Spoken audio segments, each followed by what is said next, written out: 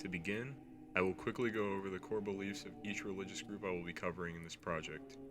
The reason why I will do this is that many people might not understand why these beliefs are so deep to those of faith, and it may provide a better perspective on why each religious group carries out certain practices. Christianity, a religion that began about 2,000 years ago and continues to significantly grow in popularity. The Triune Faith crowns first in world religion popularity. Starting in the holy city of Jerusalem, Jesus of Nazareth, a Jewish man prophesied as the awaited Messiah, guided many into his faith. Sometime around 33 AD, Jesus was crucified, sparking one of the biggest revolutions in this world to this day, the birth of Christianity. Now on to Islam. Originating around the year 610 AD and continuously growing throughout the world, it remains the second largest group behind Christianity.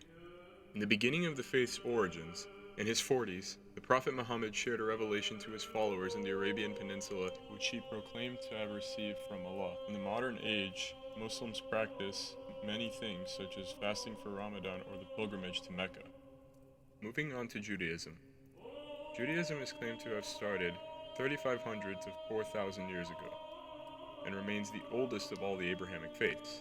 It is also the smallest of the Abrahamic faiths, and statistically shows a decrease in size due to its strict requirements and prerequisites to become one with the Jewish faith.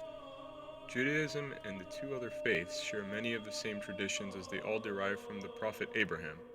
However, unlike Christianity and Islam, the Jewish faith does not recognize Jesus as the Christ, and they remain awaiting their messianic revelation. Now on to the main focus. Many students of faith, especially those who take part in Abrahamic practices within Christianity, Islam, and Judaism, are constantly targeted for their beliefs more than any other group of religious background.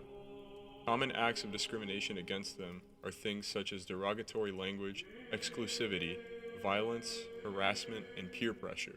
These commonly wrongful actions are known to terribly affect students of faith in their studies, social life, and overall opportunities for their own future. Despite the constant cases of religious discrimination in school environments, the U.S. national government and many advocates for religious freedom have defended the rights of religious students in their learning environments. Policies such as the Civil Rights Act and the International Religious Freedom Act of 1998 have created a strong defense for students who choose to openly practice their faith while being protected under federal law. The constant amount of discrimination has pushed religious students out of their comfort. Many female Muslim students have been targeted for wearing a hijab, and because of this, they can pressure themselves to self-isolate or even break their practices out of this peer pressure and paranoia. Many Muslims as well as Christians are also targeted for their support of Palestinian freedom. They are sometimes labeled with slurs and derogatory terms such as terrorists for keeping to their beliefs, when in reality they are not doing any harm to anyone.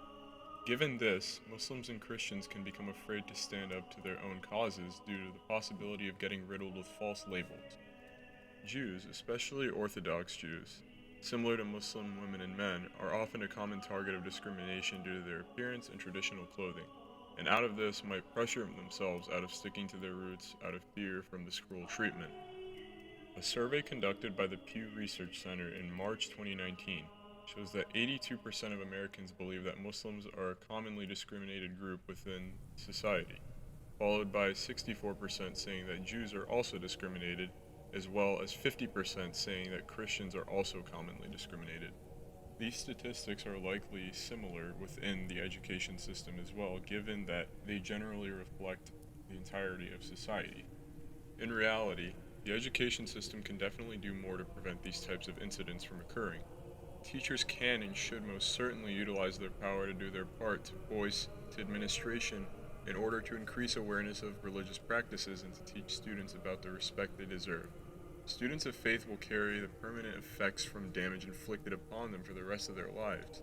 This damage can sometimes be unfixable and can likely impact the student's overall mental health over time as well. For a safer future that protects religious practice, the education system should definitely begin teaching students about the many cultures as they would normally teach any other American holiday or cultural practice.